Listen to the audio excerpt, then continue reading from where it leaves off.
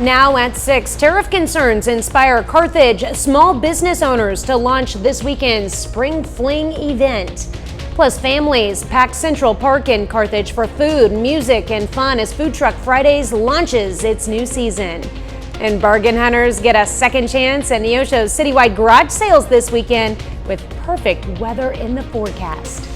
The 4 states' most watched news starts now.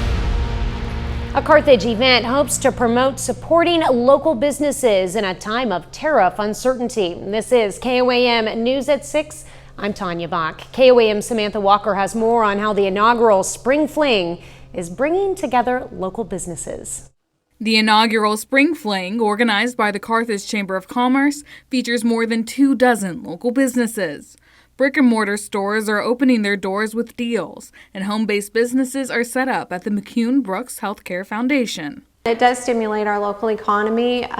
Usually for businesses around this time of year, it's a little bit slower because you're still coming off the holidays. Both organizers and participating business owners say it's an opportunity for the community to support each other as they navigate the potential impacts of tariffs. While that is something that everyone is talking about, it's when we can have events like this to bring people out, to show that we're open, and every little bit helps a small business. And when we can highlight those, it's always good. For small business owners, they say right now there's a lot that's unknown. It can be a little bit freaky at times because you just don't know what's going to happen. It's something home-based businesses like Hollymer Clay are aware of as well. At this point in my business, I'm buying only like made in the USA, so I really haven't had an issue. They add it's more important than ever to support local retailers. Shopping local is really important because your small businesses are going to support your local community.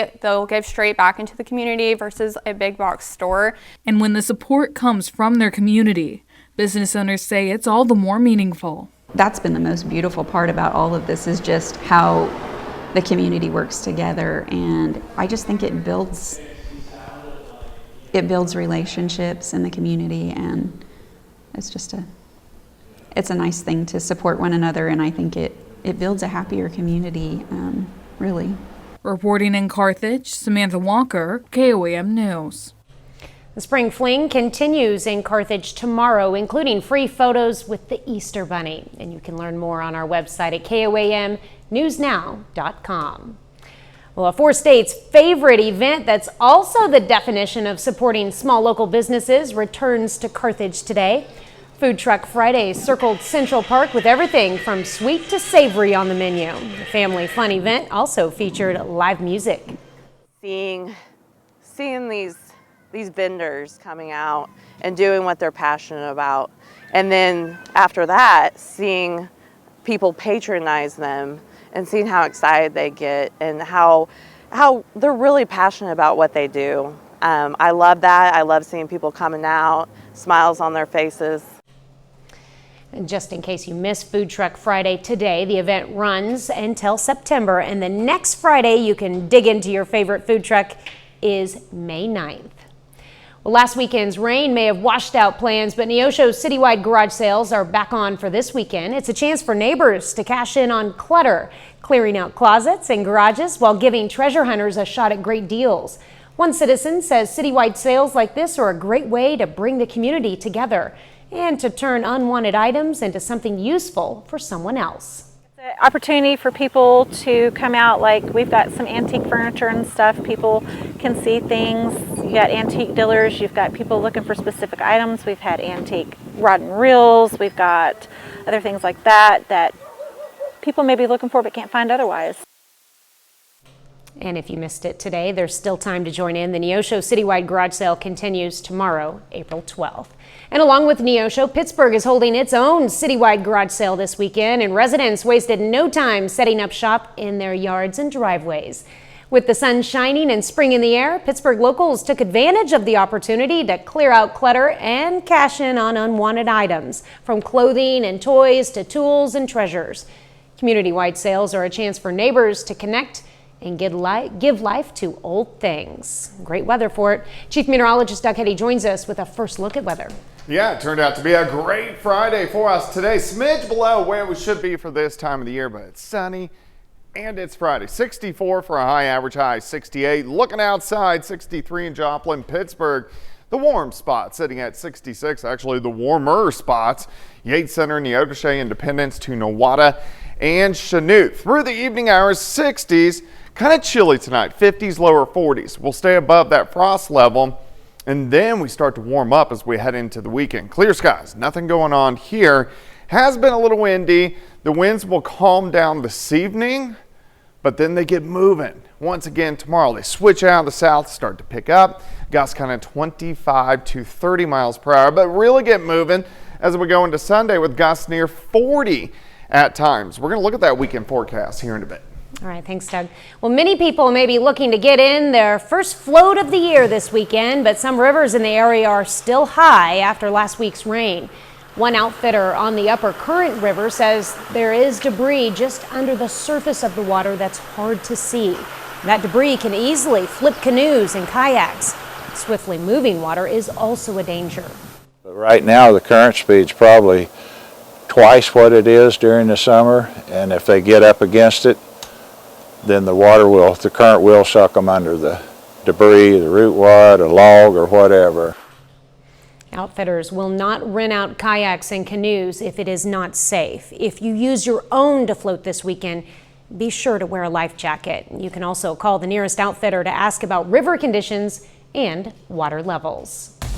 Local high school baseball heats up. John Dales has highlights from day 2 of a pair of tournaments coming up in sports. But up first, woven into history. Quapaw Nation Museum hosts a special event to keep their heritage alive. I'm Lonnie Walton. I'll have that story coming up. The Quapaw Nation Museum hosts a brand new exhibit today called Around the Shoulders. This exhibition highlights a variety of custom-made robes, blankets, and shawls. KOAM's Lonnie Walton talked to residents about their reaction. The States expanded. The government took over more and more land from Native Americans. Barbara Collier is a Native American from Quapaw. She says things have changed a lot since she's grown up. She says her people were treated unfairly in this country. Settlers that would come in and kill everything and, to maintain their existence, I guess you might say. Some, not all, but some. So this exhibit today with the blankets and robes and shawls are just a part of what we used to do. And leaders are saying they're trying to keep what they used to do alive. Everett Bandy, Executive Director of Customs of Quapaw Nation, says there are plenty of things to learn. Explores the way that our tribe made leather painted robes historically, and provides information that's not always discussed. It also talks about the introduction of blankets and shawls and how long we've worn them. Julia Pibishi says she loves her culture and that locals can get a useful experience. I hope that they could take away some of our ways, a little bit of, hey, let's go get a blanket and wrap around, maybe get a cup of tea and enjoy a book. Although some locals say they may not be technically a part of the heritage, they say the heritage is a part of them. Opportunity for me to learn about our neighbors and our friends.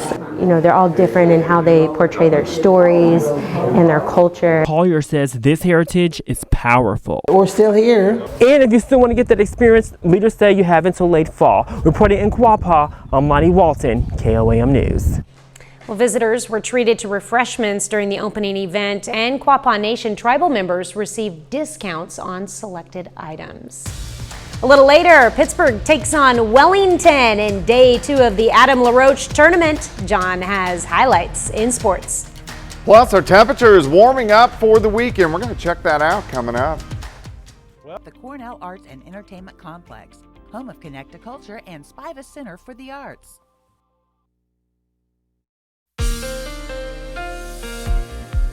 Well, of course, it turned out to be a pretty nice Friday for us today. Temperatures a smidge below where we should be for this time of the year, but still no complaints. Look at the crystal clear blue skies Friday evening, and the weather only improves over the weekend, minus the wind. Besides that, we look pretty good. Nice shot of our Cornell Arts and Entertainment Complex tower cam. Looking at downtown Joplin, 60s, 50s, 40s. Gets a little chilly tonight, but again, we start to warm up as we go through the weekend. Low to mid 60s, and then you got lower 70s.